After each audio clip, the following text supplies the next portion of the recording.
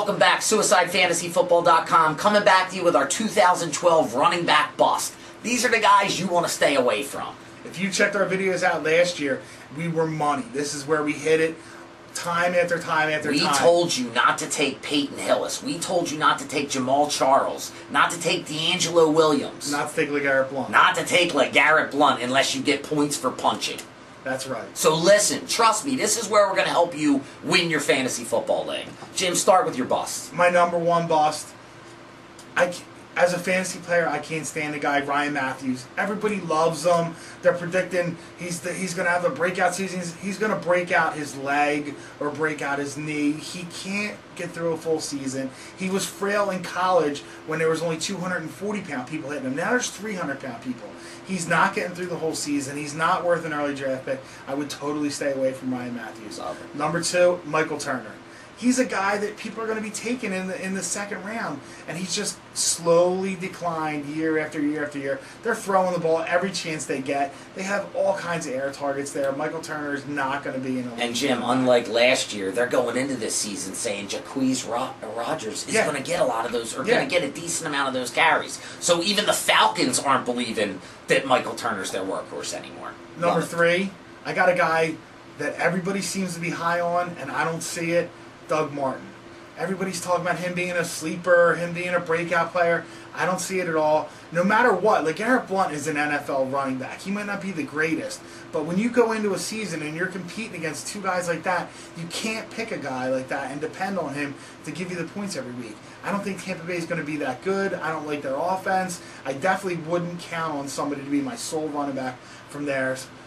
Number four, Beanie Wells. I've said it all year. I've said it last year. He might be a good college guy. He's an injury risk. He's already hurt now. He's not even playing. Ryan Williams is going to be the starting running back by week 4 no matter what he does.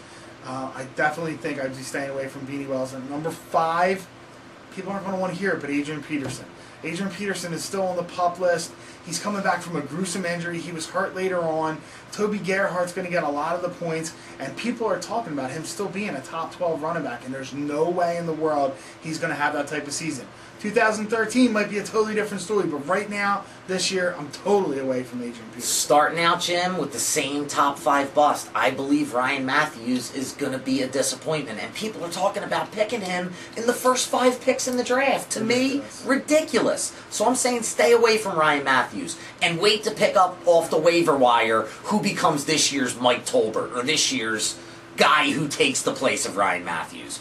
Number 2, MJD. And listen, this is a reversal, Jim, because last year you were down on MJD and I was high on him. But I just have a feeling, especially with a running back sitting out of camp and having the most pitiful offense to be a part of, which isn't much worse than last year. I do understand that. I just believe this year's MJD is starting to fall off here. Number 3, I've got Darren McFadden, just because I know now he's only going to be healthy if you're lucky for 12 games. And to me, you can't take an elite running back as a guy that is only going to be healthy for 12 games. Also, number 4, I've got another old veteran, Steven Jackson, Jim. He's my guy that I think this year is going to hit the 30-year-old Sean Alexander Wall. Sean Alexander Wall. And they've got Pede, Isaiah Pede behind them, who they really like. Looks very good early in camp. If you're going to take Jackson, definitely handcuff him late with Pede. But if I was you, I'd stay away from him.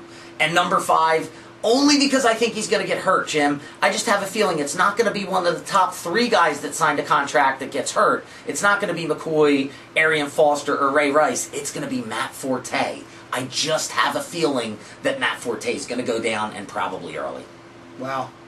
That's pretty crazy. It's just a call. It's just a gut feeling. You know, there's no real... that's my one that I'm just going out there kind of on a limb to say, I just have a feeling thrown against the wall. He's going to be the guy that goes down. Okay. So that's who we think our busts are going to be. Like Jim said, look at last year's YouTube videos. You'll see when it comes to bust, that's one place we excel. Also, subscribe to our videos below. Tell us what you think. Jim at SuicideFantasySports.com. Eric at SuicideFantasySports.com. On Twitter, we're SFF Insider. Facebook, we're Suicide Fantasy Football. Monday night, 8 to 9, Fantasy Football Overload on Blog Talk Radio.